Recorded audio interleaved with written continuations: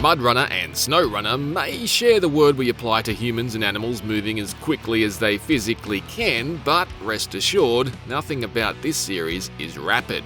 That is, if you do find yourself moving particularly fast in these excellent, deliberately slow-paced sandbox-style off-road driving simulators, there's a strong chance it's only because you're tumbling down a mountainside. Expeditions, a MudRunner game, is no different in this regard. It's all about trundling over the terrain at turtle speeds.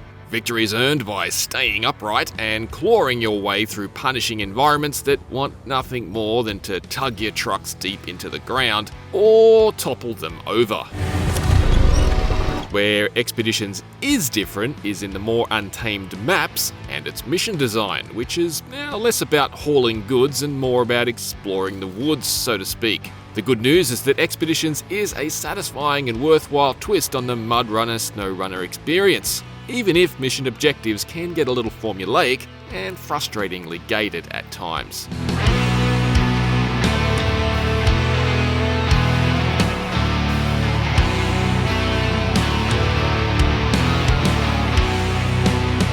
Again, while the core of both MudRunner and SnowRunner is really the challenge of moving bulky cargo and building materials down the sorts of muddy roads that would give a hippopotamus a hernia, Expeditions is a bit of a sidestep. For one, in terms of roads, there really aren't any. Expeditions' great-looking environments, Colorado, Arizona, and Central Europe's Carpathian Mountains, are basically just slabs of total wilderness. Rocky deserts, soggy gulches, dense forest, muddy rivers. It's a nice spectrum. There are occasional signs of civilization, say perhaps some camping equipment or a ferry or a dilapidated bridge there to remind us that we haven't been hurled back in time, but essentially Expeditions simply plonks us in the middle of nowhere.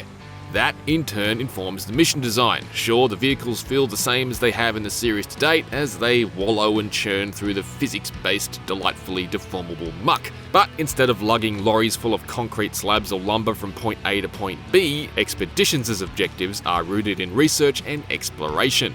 That may be trucking some seismic or meteorological equipment to an isolated spot, or it may be sniffing out an old aircraft wreck, or hunting down a dinosaur fossil.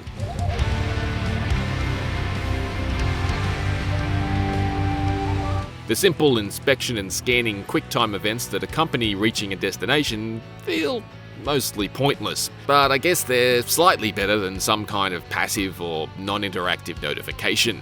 That said, I will admit to being slightly confused by their instructions occasionally, and only stumbling on the solution by looking around until I accidentally discover it.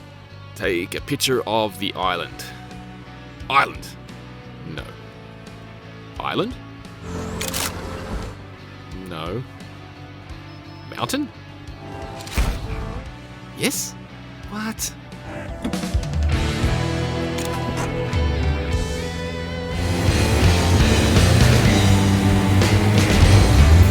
More annoying, however, is the way that some of the objectives are gated. For instance, sometimes mission goals are masked behind an explore the area requirement, which places a circle on the map screen and asks us to unshroud the area by exploring it. Hitting 100% will then trigger the next step in the mission.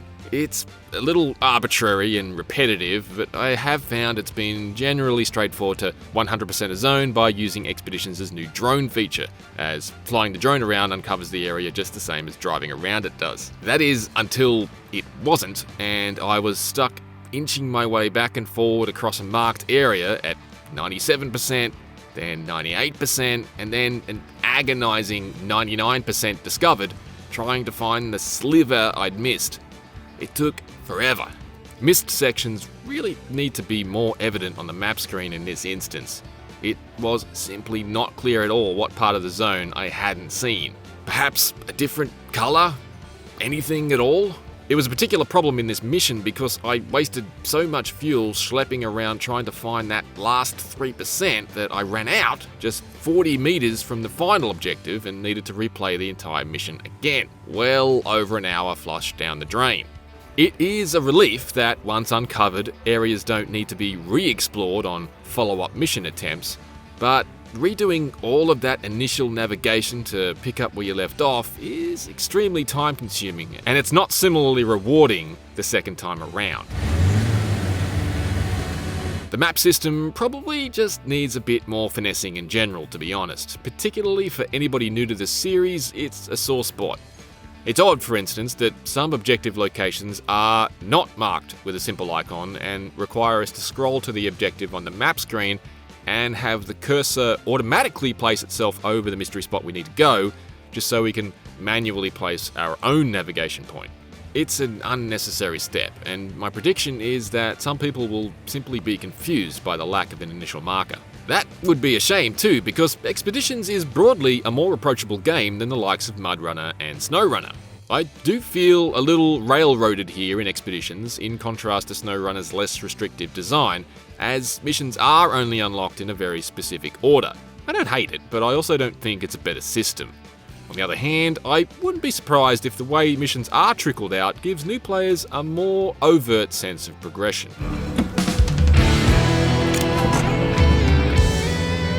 One of Expeditions' better ideas is the new crew member system that functions as a range of perks to give us a boost in certain situations, like resistance to specific damage or increased range for tools. Hiring them cuts into your profits, but it's a trade-off I found well worthwhile.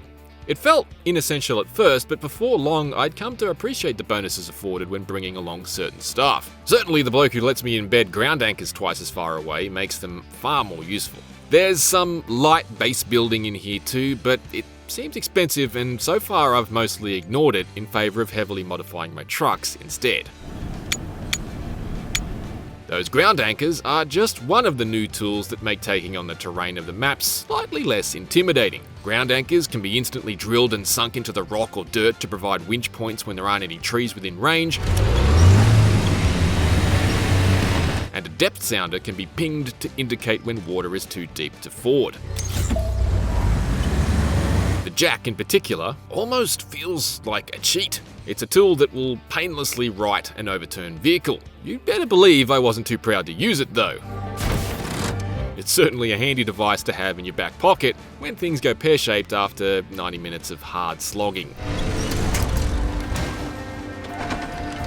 At its trickiest, Expeditions is still a very challenging game though, with a ton of important decisions to make at every turn. Do you lock the diff? Do you drop some tyre pressure? Do you have enough fuel to burn up a barrel of it, hauling yourself up a hill that would haunt a mountain goat? This is Expeditions' constant dance, and this is where it succeeds best. Every creek bed conquered, or mountain mastered, or valley vanquished is its own small victory.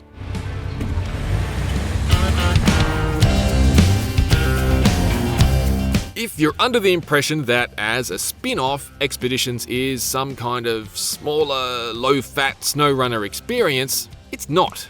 With dozens of missions that can take anywhere from 20-odd minutes to the very hard ones that will potentially take several hours, it's a very long game with a tremendous amount to do. Based on my current rate of progress at around 40 hours, the main thread of missions alone is going to take me well over 100 hours to fully check off. Adding the side missions and other discoveries dotted around the map, I struggle to even estimate it. New side missions can be triggered and tracked immediately upon finding them in the world too, which is a nice fix from SnowRunner. That said, some of that bulk is inflated by the trial and error nature of Expeditions. It's inevitable that sometimes you'll bring an imperfect vehicle out on a job, one that won't be able to cope with the specific challenges of the best or perhaps only route. Sometimes giving up and returning to base to upgrade your truck with a higher snorkel to prevent water damage, or more spare parts to build bridges across treacherous parts of the maps, is the only way forward. More horsepower isn't always the solution. That is, sometimes it really doesn't matter how many horses you have if you're still on the wrong side of the river. It's curious that Expeditions doesn't support co-op out of the gate, particularly as MudRunner and SnowRunner do, and Expeditions is clearly built on the same base.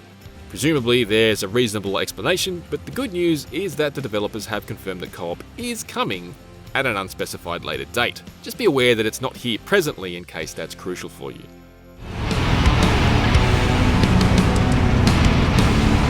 Expeditions and MudRunner Game certainly isn't a replacement for the supremely addictive SnowRunner, but its more untamed wilderness maps and huge truckload of exploration-focused missions do see it function as a very worthwhile complementary experience, despite some aggravating mission gating and a bit of an unfriendly map screen. Its unique brand of slow-paced bushwhacking won't ever be for everybody, but successfully taking a truck on a trek through terrain that the toughest trailblazers would fear to tread is still an oddly satisfying challenge that proves the journey is always more important than the destination. For more on driving your way out of trouble, you can check out our review for Pacific Drive, and if you want to get lost in the woods some more, you can check out our verdict on Sons of the Forest. For everything else, stick with IGN.